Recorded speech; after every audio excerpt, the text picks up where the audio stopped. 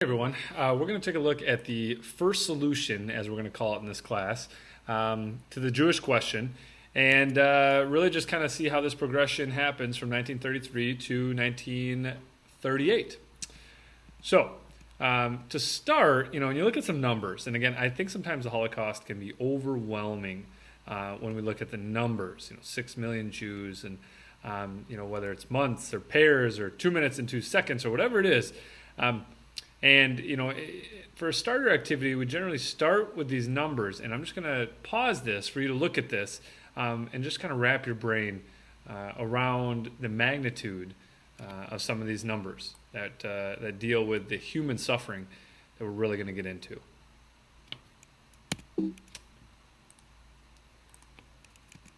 So as we get into life in Nazi Germany, okay, we've taken a look at all the different groups, okay, how they were affected, and really we're going to start to look at for Jews, okay, and how this first solution really impacted them.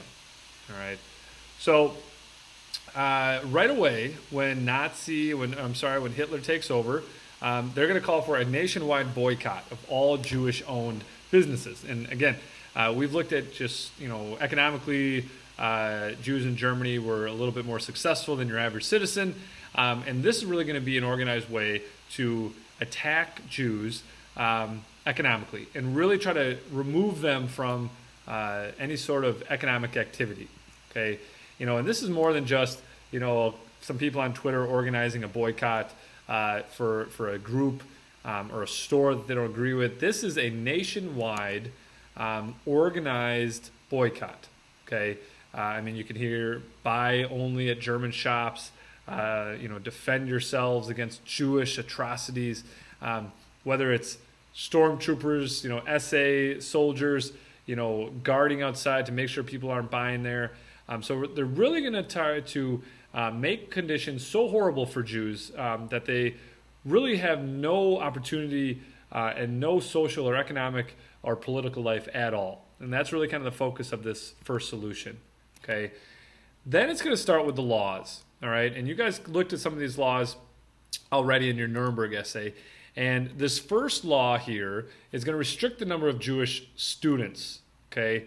Again, education and knowledge, the key to success. Then they're going to look at limiting the Jewish activity in the medical and the legal professions. We looked at some of that, just how, Jews are 1% of the population, but yet they make up, 1/10 or 16% of medical or lawyers, and really trying to remove them from society. Okay. Now, again, why not just eliminate them now? And this is, again, kids will look at this and we get into the Holocaust, and it really doesn't start the massive killing until after 1938. Well, first of all, not all Germans are going to just support this. Okay, they're still in the process of consolidating power. You're still, removing the people out of, if you think about where we're at, they're organizing, they're polarizing society, and they're really just going to look at it as a way to scare and intimidate and discriminate Jews to the point that they want to leave Germany. And you'll have this mass exodus of anyone that can leave Germany during this time period. Okay, you see book burnings, books that are considered impure, from communists or other Jewish authors. And then the laws are going to pick up. Okay, this first one here, and you can see the title, Law for the Protection of the Hereditary Health, the attempt to improve the German Aryan breed. Okay, this is going to look at sterilizing the mentally handicapped, which we looked at last week, making sure that they're trying to create this master race, this master society. Okay. Now, the Nuremberg laws are these two sets of laws defining who can be a citizen. When we think about today in the United States, citizenship comes with a lot of privileges and a lot of rights. Okay, and this is no different in 1935. Okay, so the first one, the protection of German blood and honor.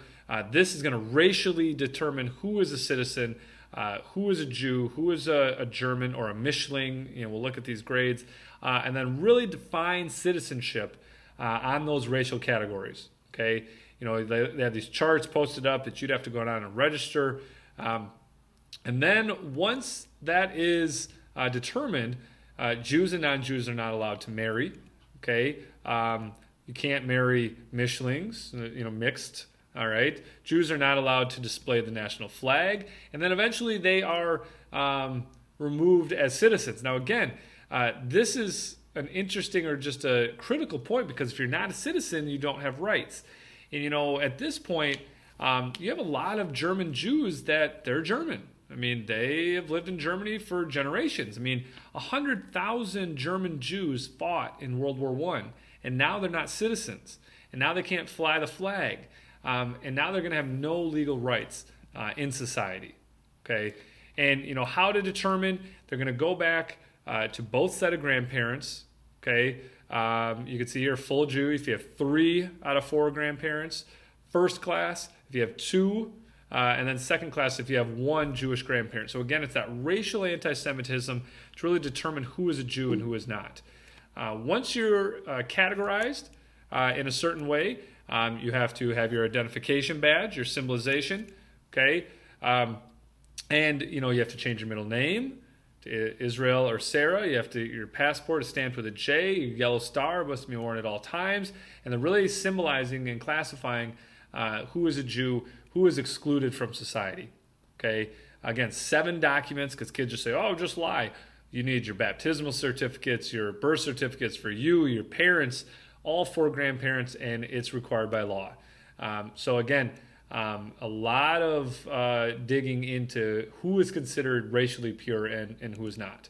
Okay, now again, once this is determined, who is a citizen, who is not, you have a very concrete segregation. Now, this gets into the essay that we wrote, a systematic exclusion of a certain group of people, similar to the Jim Crow laws that, in the United States, clearly you were symbolized by your black skin in Nazi Germany. Now that you're symbolized, the segregation can really begin. Okay. A lot of times, again, kids just say, well, why didn't they just leave? Okay. And this is a poll taken in 1938.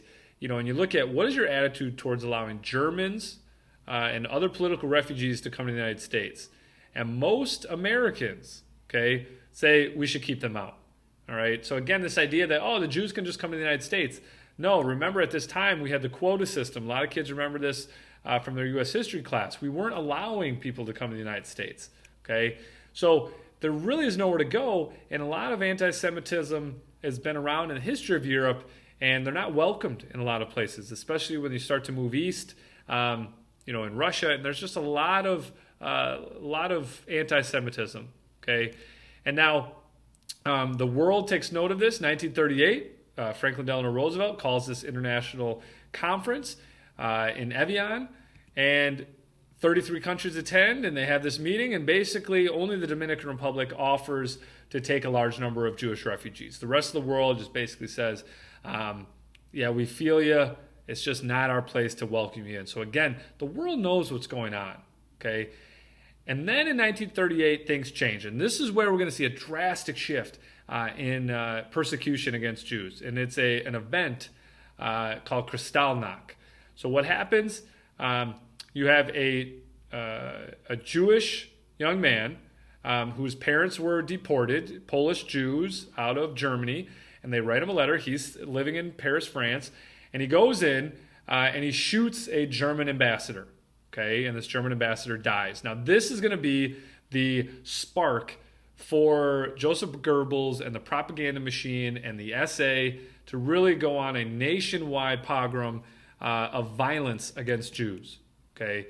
We're going to see massive, and this is what it means in German, the night of broken glass, gangs of Nazi youth breaking store windows, homes, burning synagogues, looting buildings, 100 synagogues vandalized, over 7,000 businesses destroyed, 30,000 Jews arrested, sent to camps, and 91 murdered. Now, this is a lot of times seen as this turning point. For now, things go from just being systematically oppressed with the laws to now being targeted and removed physically from society and killed. Okay. Again, with this, They are going to claim that it was just spontaneous riots and outbursts. It was organized. There's official orders. Okay, the Jews are going to be fined for the riots, $400 million in 1938 currency. Any money they receive from insurance claims is going to be confiscated by the state.